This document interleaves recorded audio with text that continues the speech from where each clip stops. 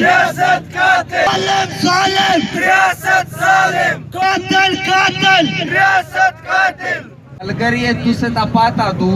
چې د تیر یو نیم کال نه زیات وخت کېږي چې د میش د پی ټی ایم مشر او د دغه علاقې منتخب نماینده علي وزیر دغه ریاست په جیل کې اکشنولی دی.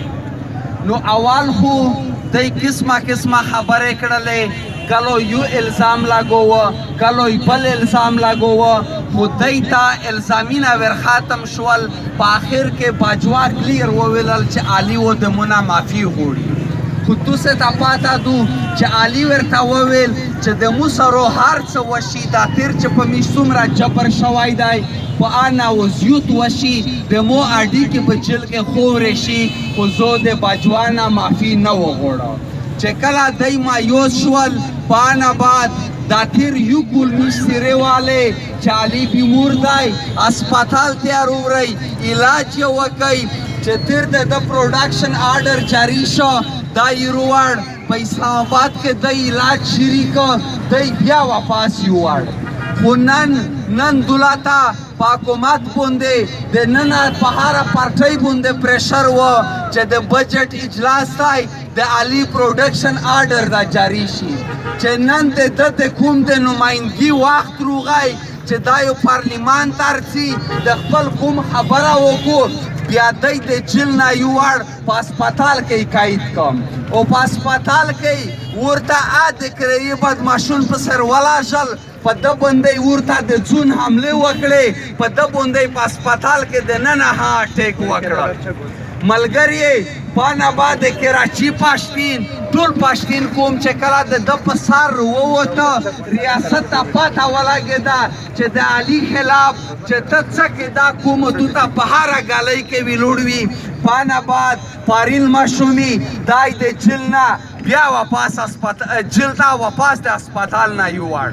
میش دا مطالبه کی چې په زر نظر ده دای پارلیمان ته روړ شي چې دای د خپل علاقې د بجټ په اجلاس کې نمایندګي وکړو او ورسره میش دا مطالبه کی میش شهباز شریف ته هیایي چې دولته تو ټوله پارټۍ سره یوه جویته شوی چې میش جمهوریت غواړي، میش د جمهوریت پوره وتلی. پیپلز پارټي دا دعوا کړه چې د میش ذوالفقار علي بوټو د جمهوریت پورا قربانی وردو، د میش بېنظیر بوټو د جمهوریت پورا قربانی وردو.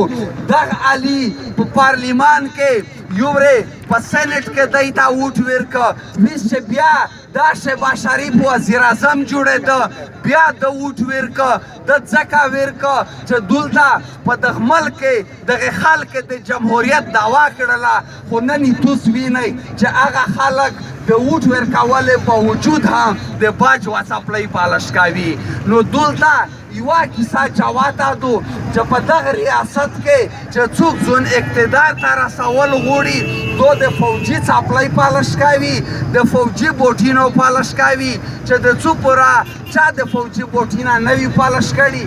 نه وزیر اعلی جوړېدای شي، نه وزیر اعظم جوړېدای شي، او څوک چې د فوجي بوټینه نه پالش کوي او بیا د علي وزیر غوندې په جیل کې نوست وي. خبره بله چې د علي په جیل کې د ویشتولې د دی مین مقصد دا دی چې میشو په دا علاقه کې بیا د ډالر جنګي نه راوړي، میشو دولته 2 نمبر کاروبار راوړي. توس یې وینئ چې دلته په یوه شکل کې په بل شکل کې ټارګټ کینګ زیاتېږي،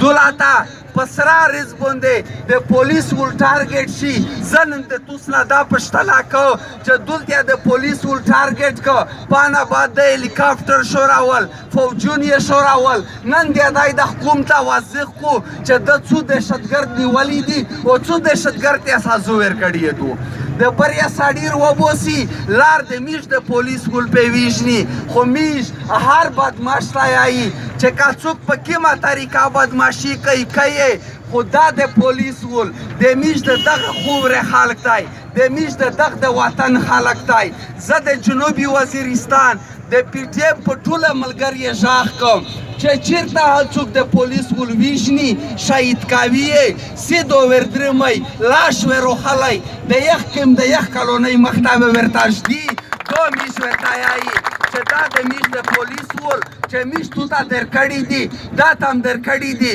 چې دا د پولیس ولو دلته امن ربیایي نه دا ته چې توی په خلک قتل کوي نو په دا پولیس باندې و دا عوام خامخا داري او پولیس ته میش یایي چې دا فوجون د توس په شان نه درځي توس د دغه عوامو ملګرتیا وکئ دا عوامو د اخره پوره د توس ملګرتیا کو یوه خبره بله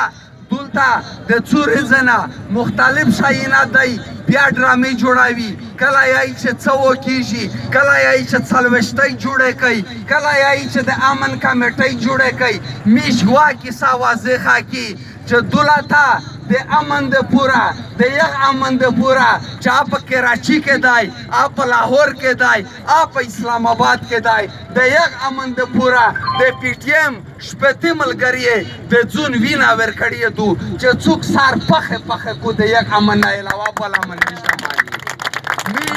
میش دولته ټول یغه خلک ته چې فوجون لیای مایی لیای سایی په علاقاوي چې توستو میش امن درکوي په یغه خلک میش اخ کی چې نه توستا څوک امن درکوای شي نه دا خوره د مایی دو نه دا خوره د یسایی دو دا خوره د میش دو په دا خورو هغه خلک امن کو چې د میش خوښ وي چې د میش نوي خوښ چې د باجوانی کشي در سره نشي